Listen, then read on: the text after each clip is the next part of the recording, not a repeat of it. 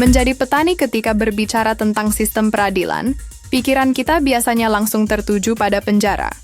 Tempat di mana orang yang melakukan kejahatan harus membayar kesalahannya dengan cara kehilangan kebebasan.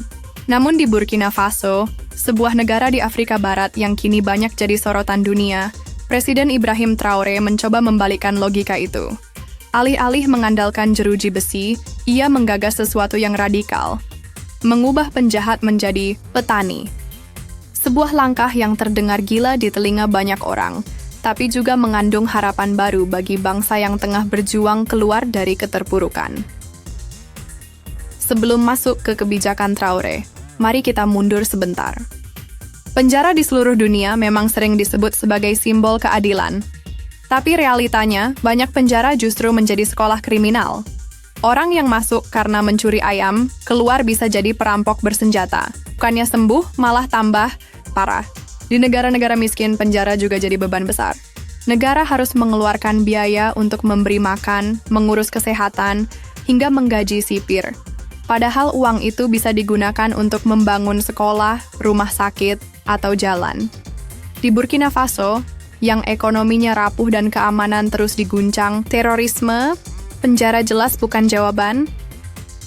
Ibrahim Traoré, presiden muda yang naik lewat kudeta 2022, memang dikenal berani berpikir di luar kotak. Ia bukan sekadar pemimpin politik, tapi juga seorang perwira militer yang terbiasa melihat kenyataan keras di lapangan. Ia paham bahwa penjara tidak memberi solusi jangka panjang, apalagi untuk negara yang sedang krisis pangan, krisis ekonomi, dan krisis keamanan. Traoré menolak konsep hukuman semata. Ia lebih percaya pada transformasi sosial.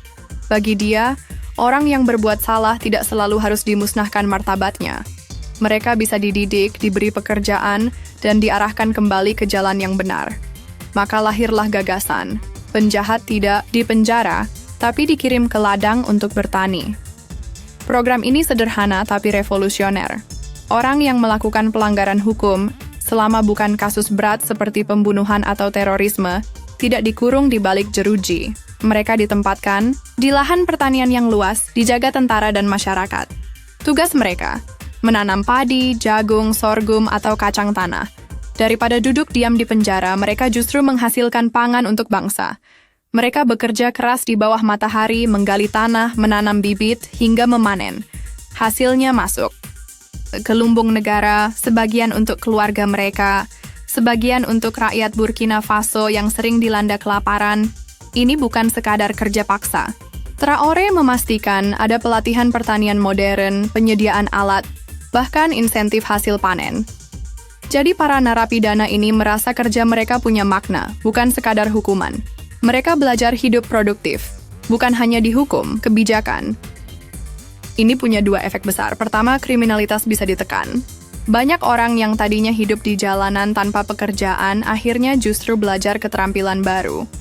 Setelah masa rehabilitasi selesai, mereka bisa pulang ke desa dan membuka lahan sendiri. Alih-alih kembali mencuri, mereka jadi petani yang bisa menghidupi keluarga. Kedua, masalah pangan bisa diatasi. Burkina Faso sering bergantung pada impor pangan, padahal tanahnya subur. Dengan ribuan orang yang tadinya penjahat kini turun ke sawah, produksi pangan meningkat drastis. Ini bukan cuma mengurangi kelaparan, tapi juga memperkuat kedaulatan nasional. Negara tidak lagi tergantung pada bantuan beras dari luar. Tentu saja kebijakan ini membuat heboh. Media barat banyak yang menuding program Traoré sebagai bentuk kerja paksa terselubung. Mereka bilang ini melanggar HAM karena orang dipaksa bekerja di ladang. Tapi Traoré punya jawaban tegas. Lebih baik mereka bekerja dan memberi makan rakyat, daripada membusuk di penjara yang justru menambah beban negara. Ia juga menegaskan bahwa ini bukan eksploitasi. Semua orang yang ikut program ini mendapatkan makanan layak, pelatihan, bahkan kesempatan untuk berubah. Bukankah tujuan hukum sebenarnya adalah memperbaiki manusia, bukan menghancurkannya? Kalau dilihat lebih dalam, kebijakan Traoré sebenarnya berakar pada budaya Afrika sendiri. Di banyak masyarakat tradisional, orang yang berbuat salah tidak langsung dipenjara. Mereka biasanya diminta bekerja untuk komunitas, memperbaiki rumah tetangga, atau membantu di sawah. Hukuman bukan untuk membunuh, tapi untuk memulihkan keseimbangan. Traoré hanya memodernisasi konsep itu. Ia menyesuaikan dengan kebutuhan negara saat ini, keamanan pangan dan pembangunan ekonomi. Dengan cara ini, ia menunjukkan bahwa solusi Afrika harus lahir dari tradisi Afrika, bukan meniru mentah-mentah sistem Barat. Meski program ini baru berjalan, hasilnya mulai terlihat. Banyak laporan menyebut bahwa lahan-lahan tidur kini kembali hijau. Desa-desa yang dulu kekurangan makanan, sekarang punya stok panen. Beberapa mantan kriminal bahkan mengaku bersyukur tidak dikirim ke penjara, karena kini mereka punya keterampilan baru dan bisa menafkahi keluarga. Cerita-cerita seperti ini menyebar cepat. Bagi masyarakat Burkina Faso, ini memberi harapan baru. Mereka melihat bahwa pemerintah tidak hanya pandai bicara, tapi benar-benar mencari solusi konkret. Rakyat yang dulu skeptis terhadap pemimpin, kini mulai menaruh percaya pada Traoré. Kebijakan ini juga jadi simbol perlawanan terhadap hegemoni Barat. Dunia selama ini seolah percaya bahwa sistem hukum Barat adalah yang terbaik. Tapi Traoré berani berkata, "Tidak, kami punya cara sendiri. Cara yang sesuai dengan kebutuhan dan budaya kami." Dengan begitu, Burkina Faso tidak hanya membangun pangan dan ekonomi, tapi juga membangun jati diri. Mereka menolak untuk selalu jadi murid yang harus ikut aturan orang lain. Tentu saja, jalan ini tidak mulus. Ada banyak tantangan. Pertama, keamanan. Tidak semua orang yang dikirim ke ladang bisa langsung berubah. Ada risiko mereka kabur atau membuat masalah baru. Karena itu, tentara dan masyarakat harus bekerja sama menjaga sistem. Kedua, mentalitas. Tidak semua orang mau menerima mantan penjahat kembali ke desa mereka. Ada stigma yang sulit dihapus. Dibutuhkan kerja keras sosial agar masyarakat mau memaafkan dan memberi kesempatan kedua. Ketiga, tekanan internasional. Negara-negara Barat mungkin akan terus mengkritik, bahkan menjadikan ini alasan untuk menekan Burkina Faso dengan isu HAM. Traoré harus pandai berdiplomasi sambil tetap konsisten dengan jalannya sendiri. Meski penuh tantangan, banyak analis melihat program ini berpotensi jadi model baru untuk Afrika. Negara-negara lain yang menghadapi masalah serupa, krisis pangan, kriminalitas tinggi, dan penjara penuh, bisa meniru pendekatan Burkina Faso.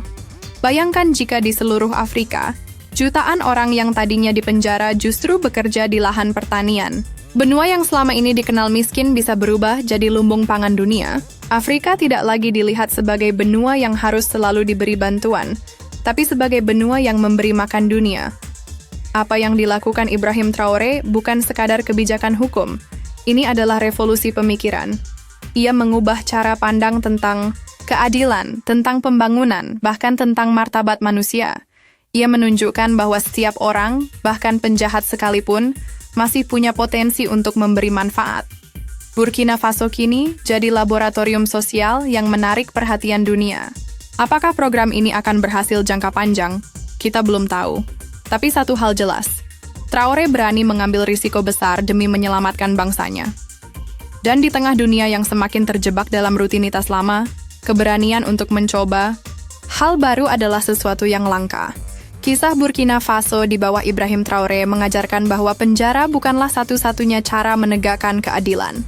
Ada jalan lain yang lebih manusiawi dan produktif.